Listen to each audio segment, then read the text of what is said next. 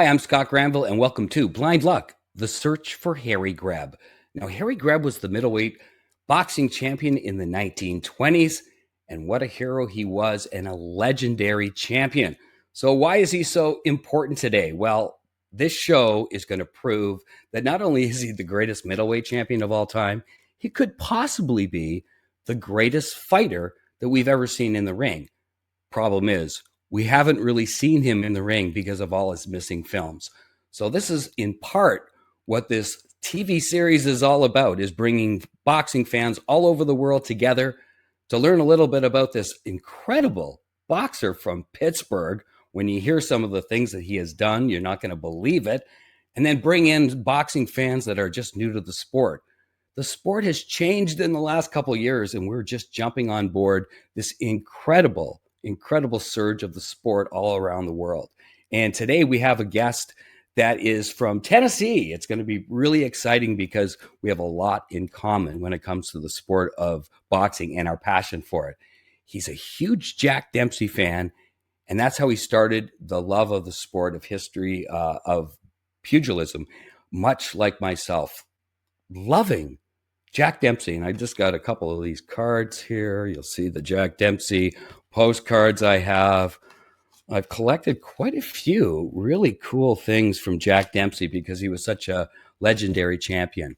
But we're really here to talk about how Jack Dempsey competed in the 1920s, right? Against the great Harry Greb and the people and the fighters in his era. Now, Harry Greb has a great story with Jack Dempsey, and I'm not even going to get into it because I want to introduce you to our guest today. It's Blake Gallimore from Tennessee. Get him right in on the show. Blake, welcome to the show. Hey, Scott. Thanks for having me. Hey, listen, I just did a quick intro about Jack Dempsey, and we both have the same history of loving the guy and learning a little bit about how great a legendary heavyweight champ he was in the Roaring Twenties. Tell us, the viewers, about how you got involved and learned about Jack Dempsey. Okay. At about a 12-year-old kid, I was reading through an encyclopedia about boxing, wondering how I could get into it myself. And I stumbled upon a picture of Jack Dempsey, and he looked ferocious, I guess would be the word. And started studying him, just pouring myself into magazines, books, anything I could find on him. And that's how it started. My love for him started. Yeah, he really jumped into the boxing world and the sporting world in a crazy way when he won the championship back in 1919 against the huge Jess Willard. That was an incredible fight. That I guess this is one of the things that got me so interested in the history of the sport and Harry Greb in the end was watching Jack Dempsey fight Jess Willard, because you're able to do it by sourcing it through YouTube. And wow, watching it over, it may be the Jess Willard Dempsey fight for me may have been the most watched fight I've ever seen. I've watched it a couple hundred times. Right. I find it so ferociously, it was unbelievable. How did you, when you see it like that, was that one of the, I mean, it's one of his main fights that you see out there, but was that the thing that tell me how you thought about watching a little guy fight the giant? Like back before we had YouTube, we got VCR tapes, and I found this VCR tape at a local library, and I would rent it and rent it and rent it, from the library over and over, and take it to school and show people, because it was unlike anything you saw at 1919. Most guys back then was just holding, wrestling, and not very many guys were real aggressive like that back then. And then you see, like you said, this little guy up, well, it looked like it was a giant he was fighting, and just blowing him out of the ring, basically, and it was just absurd. I mean, it was crazy. So everything I'd read about him, there it was on film. We had it, and it was just nuts. So it's it's And I'm an like you, I've probably watched it 1,000 times, like you said, right. back then. Now, in recent years, I can probably say I haven't watched it any. And there's a reason behind that too. Uh, Tell us the reason. okay, from the age of 12 to I'm 50 now. So over the years of diving into Dempsey's career, his resume, studying the guys that he fought, I uh, I found holes early on. As 15, 16-year-old kid, I found holes all in his resume.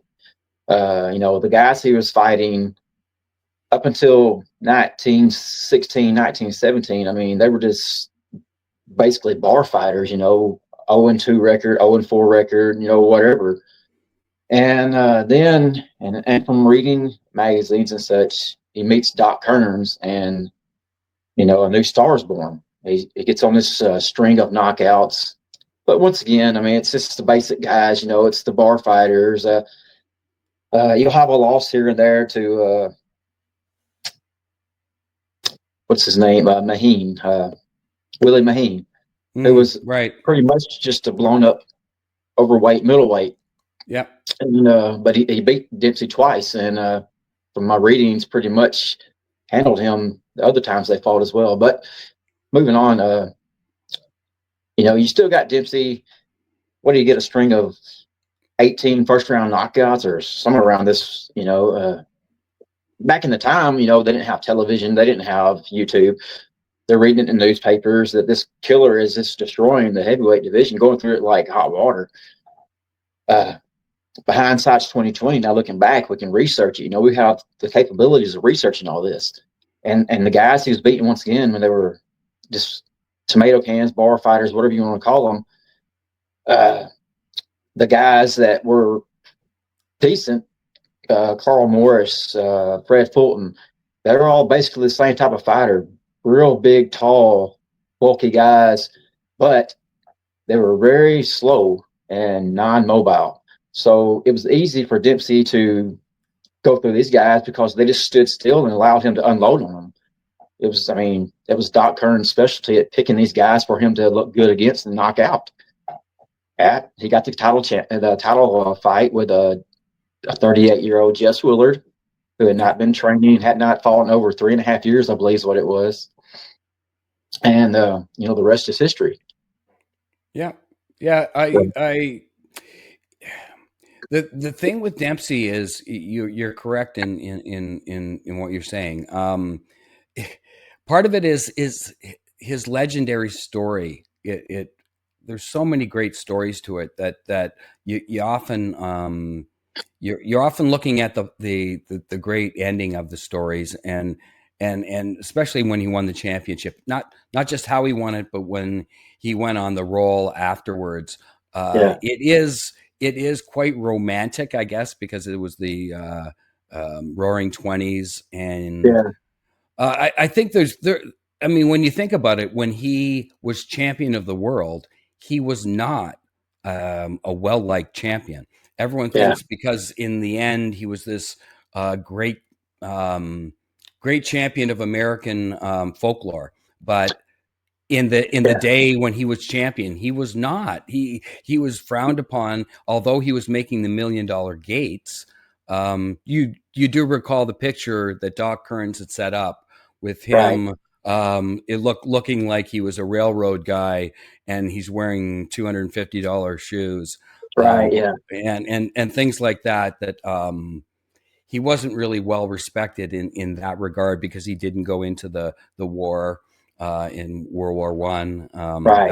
That was an issue. But the one thing that the reason why we and it's almost like sacrilege to ever say anything negative about Jack Dempsey, but Yeah. this show really is really about peeling back every layer because we know how good. I know you're not a modern big guy for the modern guys, but we know how good Mayweather and Terrence Crawford True. are. But they're not the best, and we have to peel back every single layer.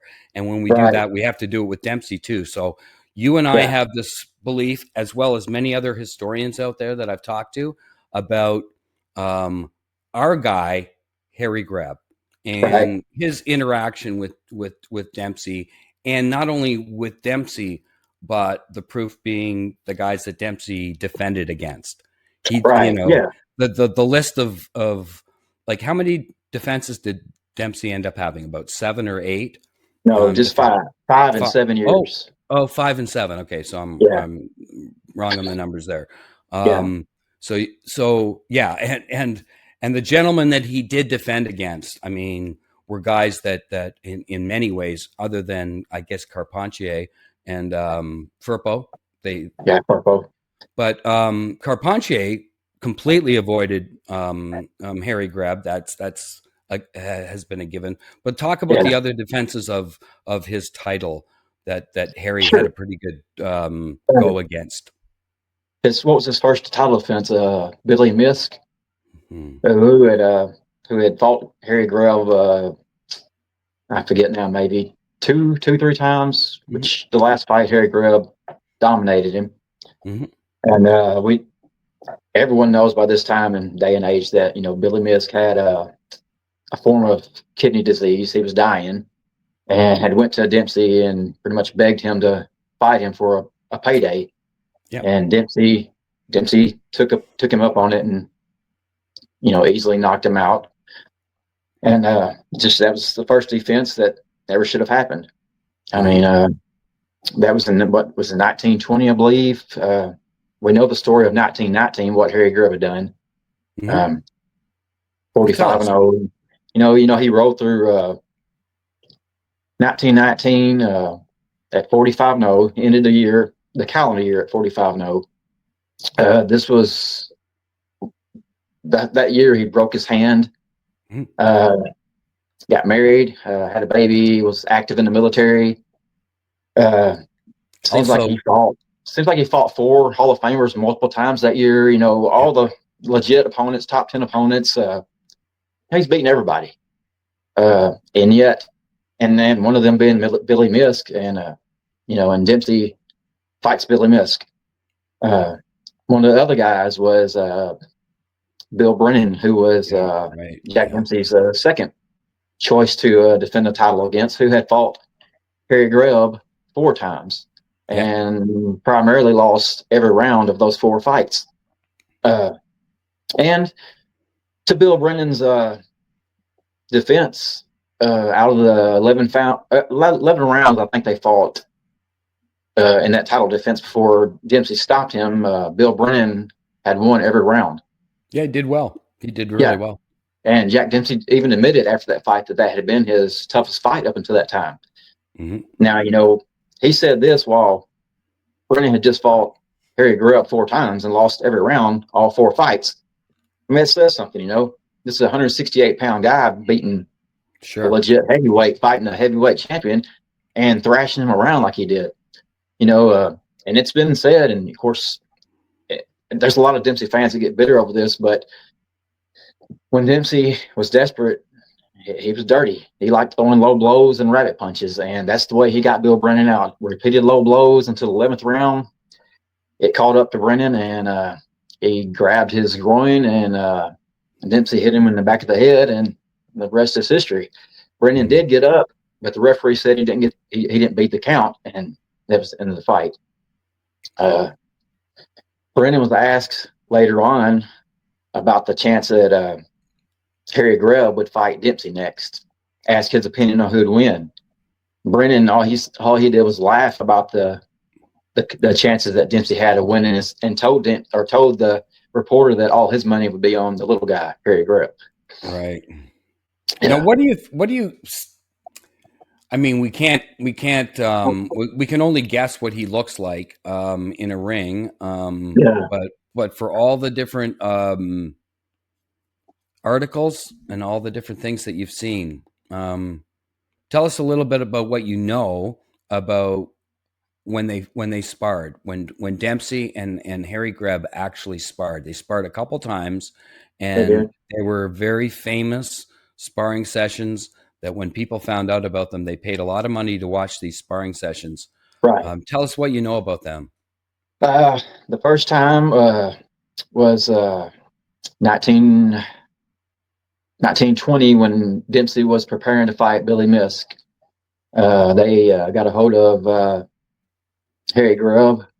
They wanted somebody, fast, and they didn't know a lot about him at the time. And the day that Harry Greb was called, Harry Greb wanted to prove himself to the Dempsey camp, and pretty much went in there and embarrassed him to the point of, I believe, it was Doc Kearns who actually made them stop fighting. I believe it was the third round. A round that had went approximately 6 minutes, giving Dempsey time to knock him out. But that never happened. Harry Grubbs basically ran circles around him. Dempsey couldn't land on him, and got embarrassed. And if I'm not mistaken, that was the last of that sparring session. Harry Greb had his own match on the undercard of the Misk fight, along with Sam Langford. What a card that was. Wow. Yeah. But now I believe the second time they sparred was years later, and which was the time that Harry Greb walked up into Dempsey's camp and demanded him, give him a title shot, Yeah. And what big balls he had to do that, this is the middleweight. Amazing. Yeah. And again, Doc Kearns throws him in the ring. Dempsey's preparing, I think, at the time for maybe Louis Firpo, I forget at this second. But again, Harry Greb goes in there and just melee. He just embarrasses him again. Dempsey can't do anything besides cover himself. And this time, you get all these celebrities coming. I think you're in front of like 20,000 people, possibly Douglas Fairbanks, actors and film crews, and everybody wants to see this little guy, taking on the heavyweight champion. Yeah, and incredible. Yeah, it is incredible that he had the balls to do it. There are a few fighters in the history of our sport that had the ability. I don't know if anyone had the guts like he did, but he really believed that he was so good and he was so quick that nobody could hit him. Now, He did get hit. He got knocked out a couple times early on in his career, but he never lost to a heavyweight. Right. And he fought 20, like you would probably know better than me, but he fought 20 heavyweights. And it's like, I get that. Like, I used to play basketball. I'm just a small guy. Right. And so I played and you're from the States, I'm from Canada. So we know the different levels, but I played at a level where I could play college basketball as a small guard. I went after the big guys. Right. Because they were big and clumsy. So I understand, not all of them. Most of them, when you get to a level, they'll just crush you.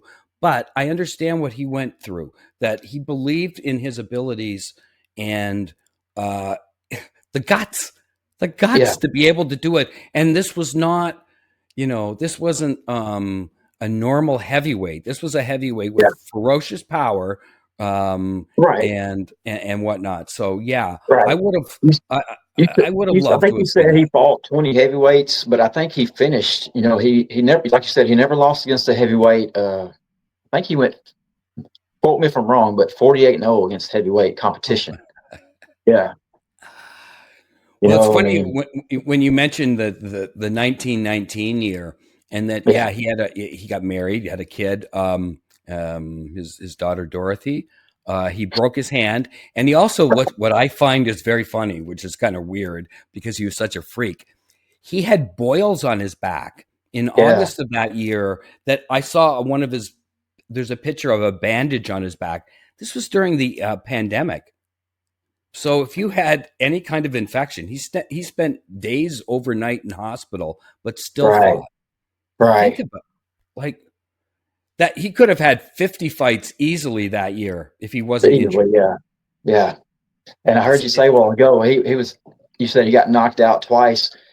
In 300 fights, he was actually only knocked out once. And the other time, that was in, I believe, his 7th pro fight. So that means he went 293 more fights, including 48-0 against heavyweights without ever getting knocked out again. The second time he broke his hand, Yeah. or he broke the radius of his arm. Yeah. Yeah. Yeah. And Yeah. finished the round, but of course he couldn't finish the fight. Yeah. Yeah. Yeah, that for sure. And the guy that the guy that he lost to was one of the hardest punching middleweights at the time. Sure. He was just a rookie. He was a Joe Chip. Yeah, George Chip. Yeah. Or George Chip, Joe Chip's brother. Right. Right. Who was like, they were extremely well versed fighters and incredibly hard hitting punchers. Yeah. And from what I remember, the referee jumped in and instead of Harry going like every kid today would if they got knocked out and got mad and they shouldn't have stopped the fight, he actually thanked the referee. Thank you for helping me. And it's like, he was a freak. Like everything that I've ever read about him, his reaction to losing wasn't normal. I don't know. He was just he was there's one and only Harry Greb, and the problem with it for me is that he's the top 3 easily for me. I think he's the number 1, but that's just me. But he's the top 3, top 5, and not many people know about him. There's a lore that we're trying to push here because of his legendary status. Because there are people. I mean, the one thing that I get a lot is like, well, you're never going to find the films. And the other one, here's a good one. I think you'll like this one, Blake. Oh, Harry Greb, he's just a myth. So my response was, that's what Mike Tyson would say if he ever fought him, because there's a myth, there's a myth, because Mike Tyson would never hit him. Yeah. And I've done this screenplay, and I've been chasing like some of the biggest celebrities in the world to get on board. And of course, Mike Tyson is one of my favorite and number 1 people, because I had always had this belief that if I ever met Mike Tyson, if you like, how volatile he could be, if you asked him for an autograph or a selfie, I would never do that. I wouldn't. Yeah. I don't want one. What I would say to him, how would you do against Harry Greb? Right. Tell me now. How would you? I would say Harry Greb across the room, and he would turn around. If I asked him for an autograph or something, which I would never do, and I never would want one, although it's pretty cool. He's a great guy and everything. But as a journalist, I'm not allowed to have that kind of attention to a fighter. But I would turn him on a dime by saying, "Hey, Harry Greb," because not many people know who he is. And Mike Tyson did, obviously, and loved Harry Greb. We loved reading about him. Huge fan. And when you hear him talk about, and you hear the people that know about him talk about Harry Greb, it's like their eyes light up. Yeah. They want to tell you about these legendary things that he has done, because he didn't just have one great year. He had many, many great years. Yeah. And part of the lore too is that it's not just about the missing films and stuff. How did he? I mean, it's fairly well known, but for the people that don't know about the history, he had a thumb in the eye, a bad thumb in the eye, back 4 or 5 years before he retired. He went all those years after a fight with another legendary champ or legendary fighter of the time, Kid Norfolk, and he went through the entire great part of his middleweight championship career blind. Yeah. Or virtually over blind. 100 fights, maybe. Over 100 fights, I believe it was. Yeah. Yeah. With one eye. That's just, to me, that is such an incredible, considering the amount of the level of the fighters that he was fighting at the time. Like he had to, he did chase the middleweight championship for a while. So he doesn't have a lot of defenses, but there's reasons for it, right? Didn't he have already over 150 fights before he won the championship? Right. Yeah, Johnny Wilson would not let him. Right, yeah. Would not fight him for anything. And it seems, he went ahead and moved up to challenge for the light heavyweight, which was, he was chasing Georges Carpentier, like you said, who would not even come in the same town as Harry. So he goes after the American light heavyweight champion, Gene Tunney, who is obviously undefeated, and he's getting ready to move up and challenge Jack Dempsey. And before he fought actually Gene Tunney, he was, Harry still wanted to fight Jack Dempsey to prove that he was the ultimate fighter. Right. And of course, Jack Dempsey is still making up excuses. You're too small. He Right. turns Yes. around. He turns around and fights Georges Carpentier, who is pretty much the same Yes. weight as Harry Greb. Right. What a Yeah. joke that was, right? Right. Then they come up with this idea to get, once and for all, get rid of Harry Greb, and they put uh, Tommy Gibbons in front of him, who has already beat Right. Yeah. Harry Greb, and call it a title elimination match. And Jack Dempsey and Doc Kearns sat front row, and Harry Greb just annihilates him, Yeah. in one of the greatest fights that Jack Dempsey's ever witnessed. Even says so, and agrees to a fight with him. They take off and go to, I believe, England. And in the meantime is when Harry Greb beats Gene Tunney for the first time, so bad like he did, Yeah. and then even beats Tommy Gibbons for a second time. Once Jack Dempsey gets back, you know, he's changed his mind. He doesn't want to fight him then. Instead, he fights Tommy Gibbons. Wow. Yeah. Yeah, I mean, and it's what funny. an It's insult. fun.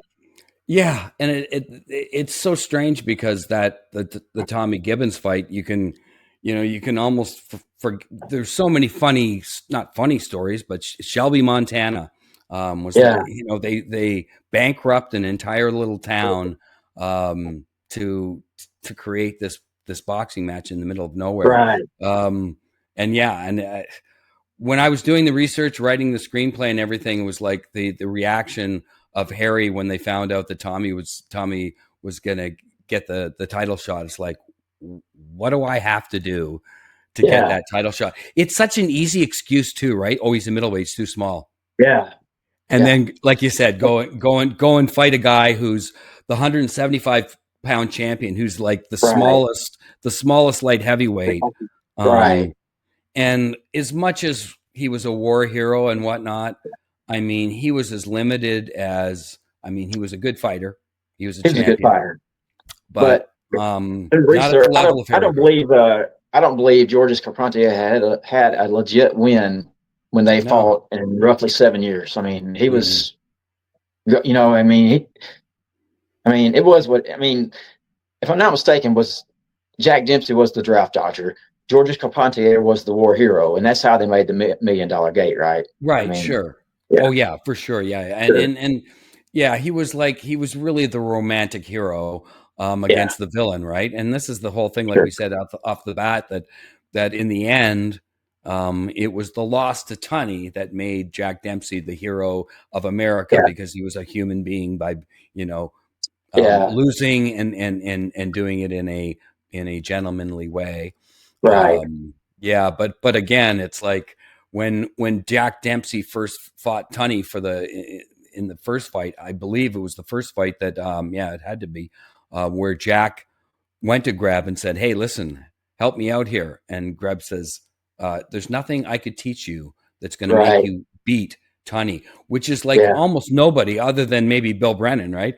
right, Not many other than other people that had been in the ring with him, right, knew, because the general public thought it would be a slaughter, yeah, in the first Tunney fight. yeah, And yeah, we all know what happened there. But right. and that was I believe it was the first fight, wasn't it? Because I don't think Harry was around for the second fight. I'm trying to remember the timing. I I'm believe bad. no, it was the second. It was the rematch. I believe it was the rematch. He Uh, was at Sesquicentennial Stadium. Yeah, yeah, thank you. because he died. Okay, so the fight would have been in like September of that year, Right, and then Harry passed away in November right. of 26. Yeah, Okay, I'm not good with I I sometimes, like, I don't I have a pretty good memory of stats and whatnot. My ears are sometimes screwed up. I think I at one point in one of the shows I mixed up the Tiger Flowers, date with right. Mickey Walker. Yeah, I said um, Tiger Flowers date, and it was supposed to be the Mickey Walker one because it was Gotcha. July. Anyway, I just know that there's a lot of people out there that are huge boxing critics too. So if you get something stat wrong, they're all Right. over you. And I have no problem because I literally I'm doing this mostly on memory. Yeah, I Like should have I wrote did, myself some notes myself. yeah, I did. I did know most of the Dempsey defenses, and they were pretty. When you love Yeah. Harry Greb as much as you and I do, and a lot of Right. other people do, you kind of look at it and go. Yeah.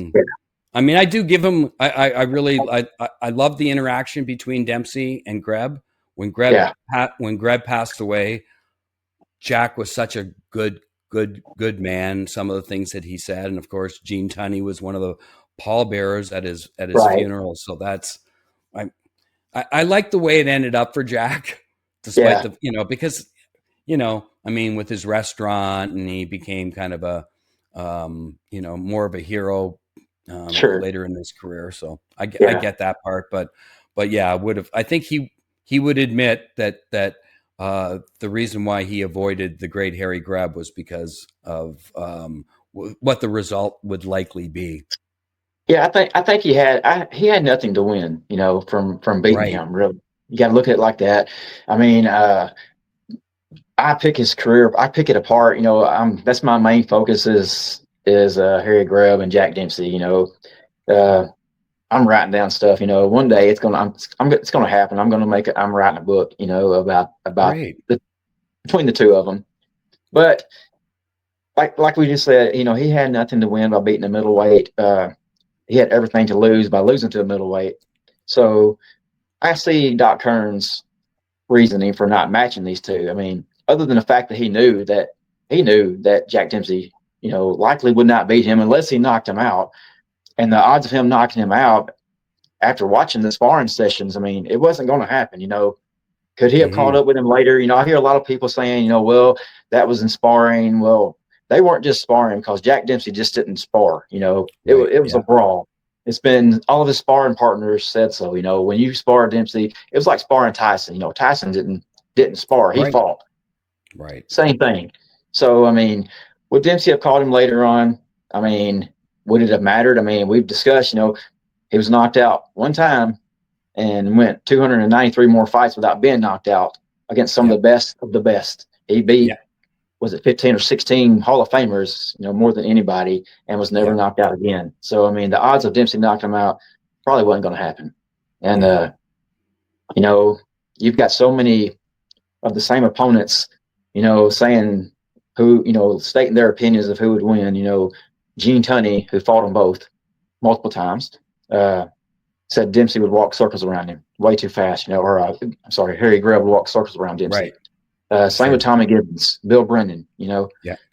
and the Willie Maheen, like we said earlier, was a blown up. We started out at flyweight and eat his way up to heavyweight, and Yeah. Yeah. easily beat Dempsey. And there was a reasoning behind that. It was because Willie Maheen was really fast on his feet, threw a lot of punches, Yeah. was really fast with his hands, and really slick. It was hard to hit him.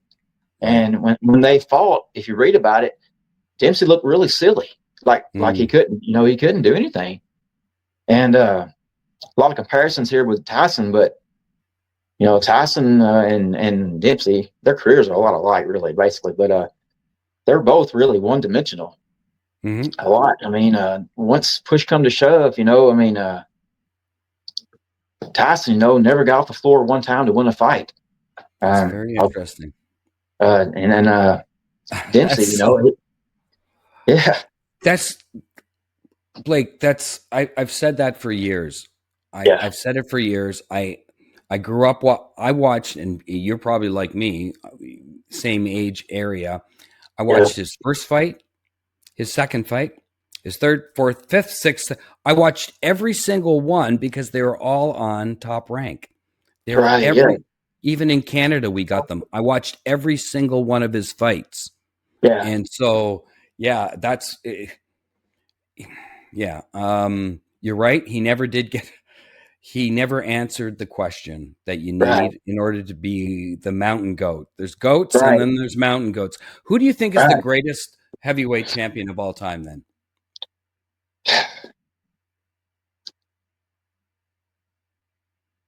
Heavyweight champion, I'd still have to go with Muhammad Ali. You know, I mean, Yeah.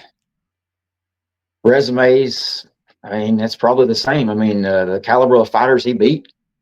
Yeah. I mean, Joe Louis was a great champion, but I mean, he didn't beat the caliber of fighters that Muhammad Ali beat. So I mean, I'd still have to go with him. I mean, Yeah. Rocky Marciano finished 49-0, but again, I mean, the guys that he was beating, they weren't in their prime like when Ali beat the Yeah. guys in their primes. Exactly. That's the thing, right? Right. When did you beat these guys? Did you beat them Yeah. in their prime, or you? I mean, I'll just tell Yeah. you a little story. I grew up in Canada, and my dad told me, and I believed him, the greatest heavyweight champ of all time was Rocky Marciano. Oh, why, Right. Dad? Because he was undefeated and no one beat Right. him. I went, okay. So I learned that all my life until I studied, until I saw Right. Jack Dempsey, like you did, and I started Yeah. going, oh, how would Jack Dempsey? Wait, there's a guy named Joe Louis. So Yeah. I've debated this for many decades. I go with Joe Louis over Muhammad Ali by a very small amount, but Yeah. I understand your stats are absolutely correct. He did fight higher caliber fighters at times. Yeah. So yeah, I give him that. So here's another question for you, because we're all talking about um, you know, Ali is the greatest, but really the greatest is Harry Greb. Sure.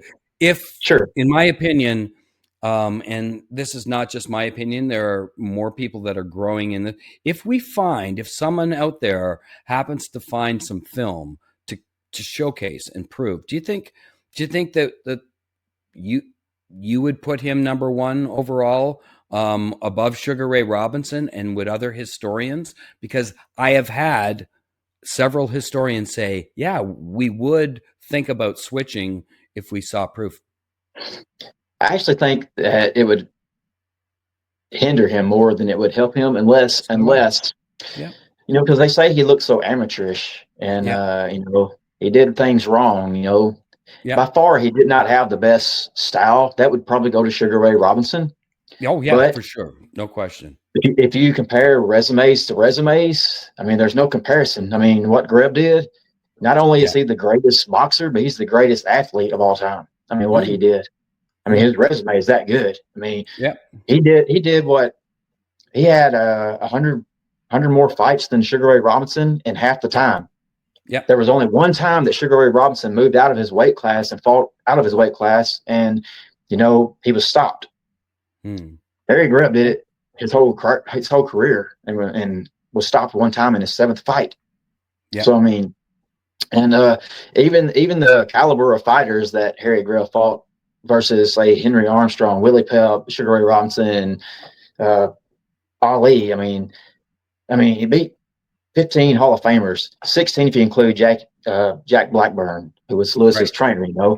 Sure. Uh, and talking about Jack Blackburn, Jack Great fighter. Blackburn trained Joe Louis, and he fought Harry Greb, and is quoted as saying, "No, Harry Greb would have beat anybody he had ever saw fight or fought, and would have even given Joe Louis all he could handle."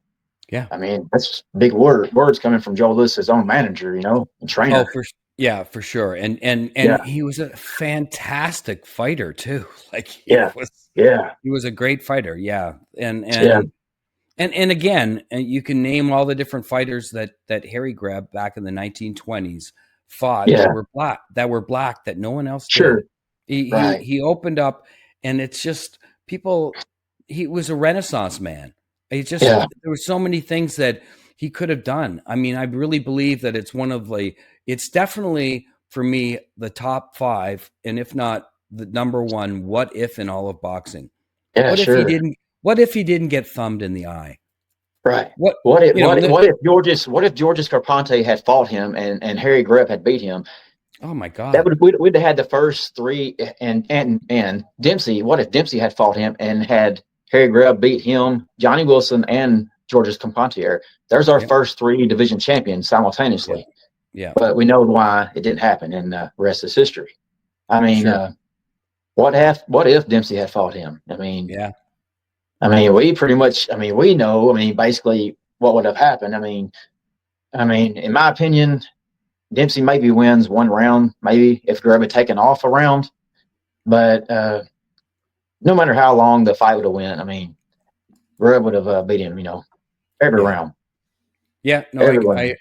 I agree. I agree. He Yeah, had the style to beat him, and yeah, it's yeah, just what an amazing career that the man had, and yeah, the fact that he died at such an early age yeah, had a lot to do with. People also say, and they throw in the old the timing of his death, and then the crash of the stock market, and just world events and whatnot. All of a sudden, yeah, his legacy kind of went for about 10 years. It was like yeah, no one really cared so much about it until they started to realize, holy shit, there's footage yeah, out there that we need to find, and I think I don't know when Jim Jacobs really started his worldwide quest yeah. for the film. But I'll tell you, I've talked to a lot of people like Larry Merchant about it. I've talked to some top people, Jim Lampley, Steve Kim. I'm pretty tight with the Boxing Hall of Fame and Lee Gross. I don't know if you know that name. He's the top historian in the world, and he believes. And it's funny that you say that it might be a detriment if you do see Right. because you know what, the films that the fights that we do know that are filmed, it was well past his eye Yeah, injury. So yeah, that's part of the problem too. It's like you're not even the Mickey Walker. Now that would be different because of the at times major dominance of a Hall of Famer. right. So Yeah, that would be that. I think you would.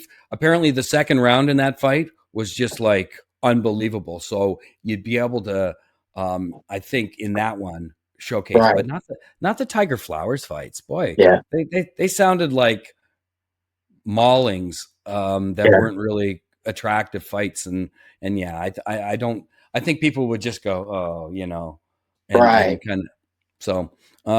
But Yeah, it is a captivating idea to uh, to go into your grandma's attic and open up a box that you hadn't seen in 50 years. Every family has these yeah, stories. My family, my mom and dad passed away, and we had to clean out their house. And that's kind of how we got the idea because, you know, Jim Jacobs already went around the world to every film institute. He went and did all the right homework at all the right places in all the different countries because he was able to go. You know that story that he right, traveled around as a handball world champion, and then when he did deals right, to get into these archives. So that I assure you, he's done all that homework, but he didn't have the internet. right, So you're going to right, tell your buddy about this show, and then you're going to right, tell other people, and soon there's going to be people all over the world wanting to get in on the conversation because it's treasure hunts are always fun. right, But when you learn about a new hero, I think the conversation is really a warranted one. That boxing is the only sport in the world where the fighters of old are better than today's fighters because today's fighters fight once a year. They are right, not prepared to fight like right, these other gentlemen were back in the day. It's just the right, toughness of them. They didn't have the right. depression to go through. We Sure. have what's known as McDonald's. Right. They didn't have McDonald's. They didn't have Yeah. an easy way out of anything in the world. They Yeah. had to fight their way out. You know that, right? So Yeah. this is why, and it's probably, is that part of the reason why you don't follow boxing so much today? It is. Yeah. I mean, I just, it's a joke, this whole Tyson fighting Mayweather, Jake Paul fighting Tank. It's ridiculous. Mm-hmm. And these guys are making more money than the guys that are actually trying to make a living boxing coming up. It's crazy. A Right. YouTube star, fighting, making $40 million off of fighting uh, a washed up Tyson. That was, obviously a setup. Obviously. It's ridiculous. It's There are, ridiculous. there It's are, sick. The sport is in a sad shape. It really is. Yeah, I think in that regard, the people love a circus. I'm not. I don't really care. I'm not going to watch it. I don't really care about any of that stuff. It is the most ridiculous one is Tank versus Jake Paul, because it's a yeah, 60 pound weight difference, and yeah. you know And you got to it's wonder. I mean, what's the clauses? I mean, does Tank actually get to try to knock him out in it? I mean, or is he got it? Does he have to lose to get his money? I mean, what's the yeah, stipulations there? You know? yeah. It's that part of it. It is silly. What I like Yeah, about what I've seen is that there I love the passion of the UK fans. The yeah, international boxing is quite exciting, and there are some great fighters. I don't like to criticize the fighters of today, but I like to critique them, yeah, because I don't enjoy hearing certain people being considered the greatest of all time when I know yeah, better than that. Um, I, yeah, I I've and I also look at it as fairness too. Like if we're going to compare a guy like Jack Dempsey, and I know about his resume, we've talked about it, and I'm not really all that impressed in what he did after he won the title and everything. yeah, But if you were to compare him, like just if you're going to match him with Tyson, the way that we yeah, do it and the way I've always looked at it is it's not fair to just go, okay, well, he fought at 185 against Tyson, who's 220. Well, wouldn't it be better if Tyson fought in 1920s, he'd be right, 185 pounds. Sorry, he didn't exactly. have McDonald's. So Yeah, the reason why he's big is because of the food that he eats, and we're bigger than we were before. If Dempsey right, fought in the year 2000, he'd be 210 pounds. We know that. right. So it goes a little closer when you compare who's going to win, but Yeah, because you kind of have to be fair about it. But it's every other sport I see advances in bigger, stronger, faster. The numbers kind of prove that. But in yeah, boxing, because of weight classes, it yeah, helps you to be able to compare, and it makes it right. more of a it's a legitimate it's a very legitimate argument that the old fighters are better than today. Now, it's for you and I and other guys like us who've actually done research. A lot of boxing fans today don't care about that. All they care about, like, because let's face it, Terrence Crawford just won a really big match, and Right. now they're calling him the greatest of all time. But Yeah, Mayweather was last week. yeah, Neither of them are. They're yeah. just Neither. great fighters. They're all-time greats, and they're Yeah, close to being up there, and that's great. There's nothing wrong with that. But right. do you know anything about, like, do you watch Terrence Crawford? Did you see the Canelo fight? I didn't see the fight. Have never watched him fight one time. Oh, I've really? never seen. I've never seen. The only fights I've seen actually Mayweather fight was against De La Hoya, Manny Pacquiao, and there was one other I forget. And I just don't like his style of fighting. You know, I don't. I mean, Right. yes, he's great. He's a defensive fighter. I mean, he's fabulous. It's just boring. You know, it's really boring. Hmm. I'd soon rather watch Manny Pacquiao. I Right. mean, Sure. he's Of course. very Yeah. exciting. He's a very exciting fighter, you know. Yeah. And but I am aware of their resumes. I see the names on their resumes, and I Yeah. have studied their resumes, and they both got a lot of big names.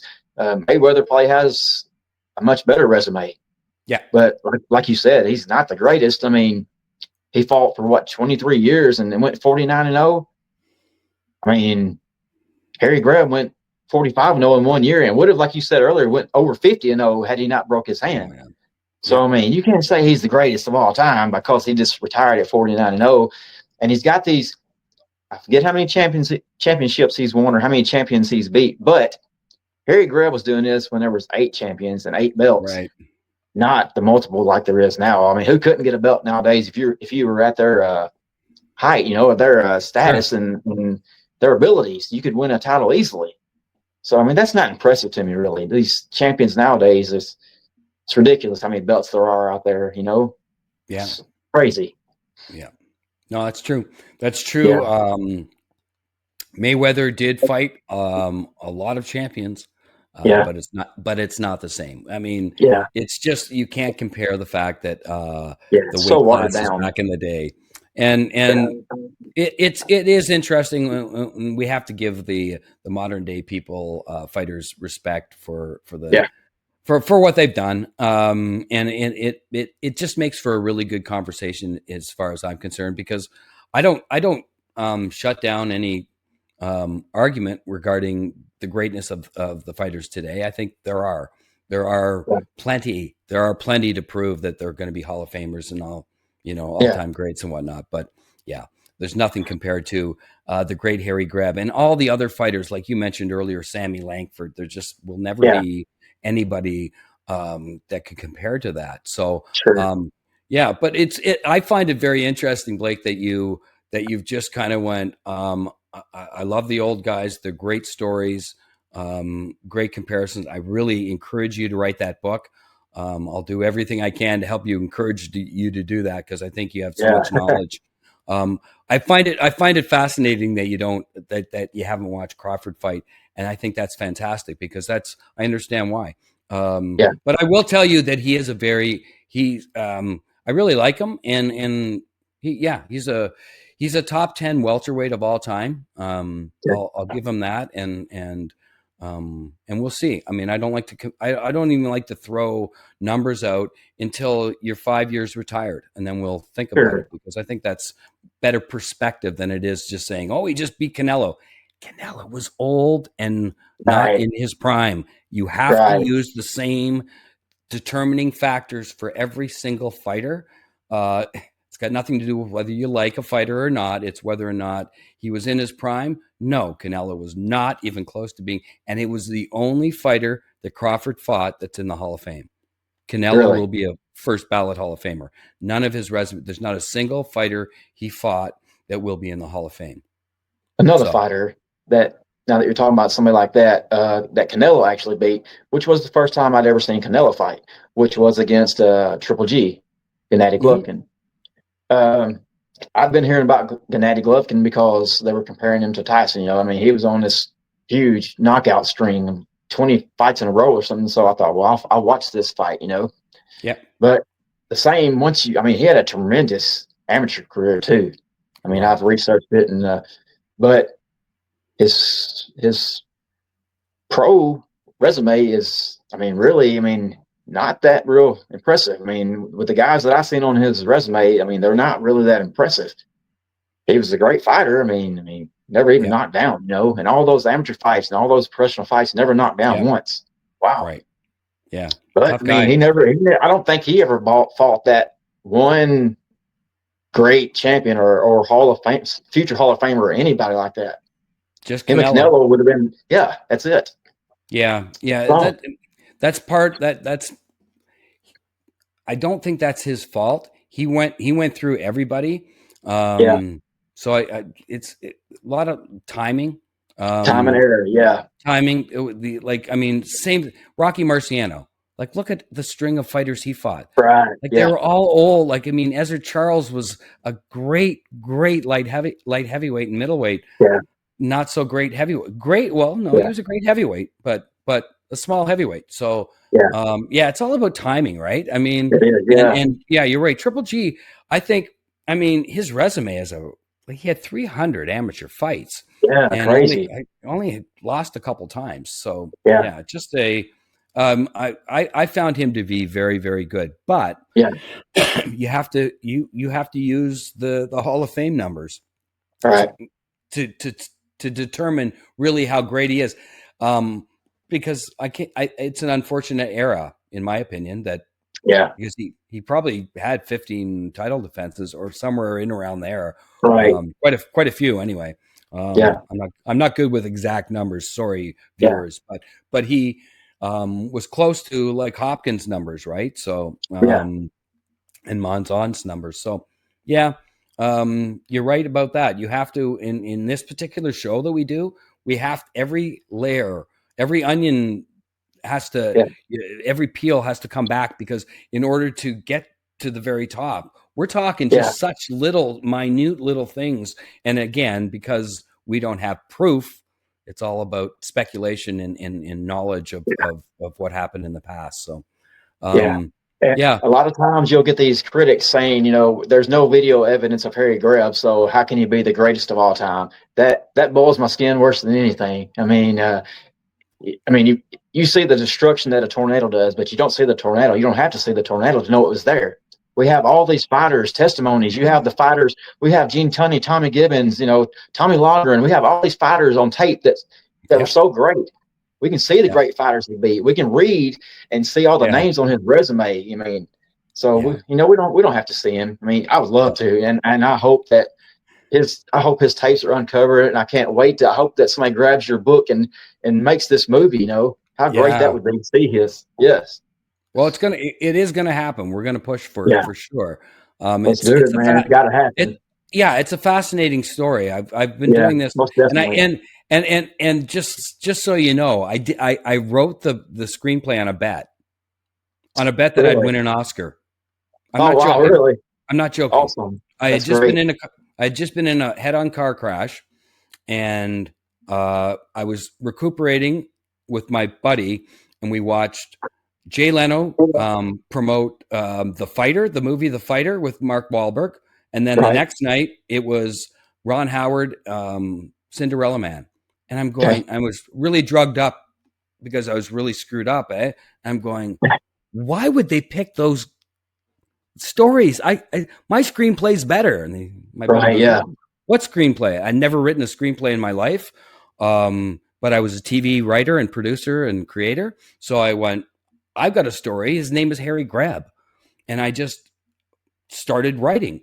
And I said, if you knew anything about these particular things, facts that I wrote down, would you think it's a good story? And the guy had no idea who Harry Greb was, but I mentioned about how many times he fought. He fought blind. Nobody knew. He was the middleweight champ, all this stuff. And wow. So it got me going. And Yeah. so I've been on this journey, and I'm so glad, Blake, that you're along for the journey, because I'm going to bug the hell Yeah. out of you to write that book, because that's the whole thing. It's about the more people that know about it and know Yeah. about the passion of how many guys like myself and you around the world. There are people Yeah. that I'm getting in touch with on Facebook. That's how we met. It's incredible how quickly you can get the word around, Right. and Yeah. and that's part of the whole thing, because to celebrate the history of the sport. Right. In my mind, that's what's the most important of it. The crazy stories of Greb, of Dempsey, of Tunney, of Sammy Langford and whatnot. So Yeah. there's so many of them out there. So Right. um, I really appreciate you spending some time with us on Yeah. this, Yeah. and taking your time out of your busy schedule to chat with us about this. So I'm going to end the show now. And is there anything else you'd like to chat about? I just I wish you the best of luck, man, and you're doing a great thing. I hope you get some big names on here and to help you along. And Yeah, I look forward to seeing your movie and seeing you win an Oscar.